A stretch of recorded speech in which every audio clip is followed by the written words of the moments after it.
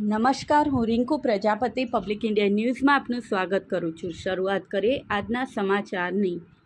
Anand Vidyanagar road પરથી 30થી વધુ દબાણોનો સફાયો। આણંદ વિદ્યાનગરમાં ગેરકાયદેસર દબાણનો રાફડો ફાટી નીકળ્યો હોવાથી પાલિકા તંત્ર માટે માથાના દુખાવા સમાન થઈ હોવાની સાબિત થતાં આખરે તંત્રએ સપાટો બોલાવીને એચ.એમ. પટેલ કોમ્પ્લેક્સની ફરતે કાચા પાકા 30થી વધુ દબાણોનો સફાયો બોલાવી દીધો હતો। આગામી દિવસોમાં શહેરને દબાણ મુક્ત બનાવવા અન્ય વિસ્તારોમાં દબાણો દૂર કરી દેવાશે તેમ ચીફ ઓફિસરે જણાવ્યું હતું।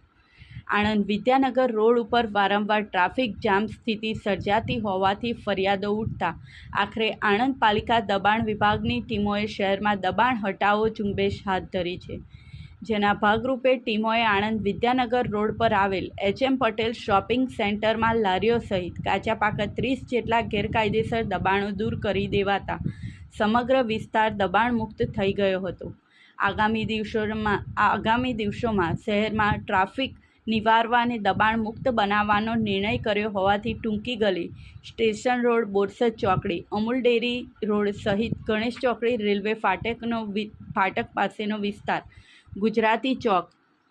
ગુજરાતી ચોક રોડ અને મહેન્દ્ર 4 રસ્તા, 100 ફૂટનો રોડ સહિત અન્ય વિસ્તારોમાં દબાણો કાયમી ધોરણે દૂર કરી દેવાશે। આ સાથે આજના સમાચારને સમાપ્ત કરીએ છીએ।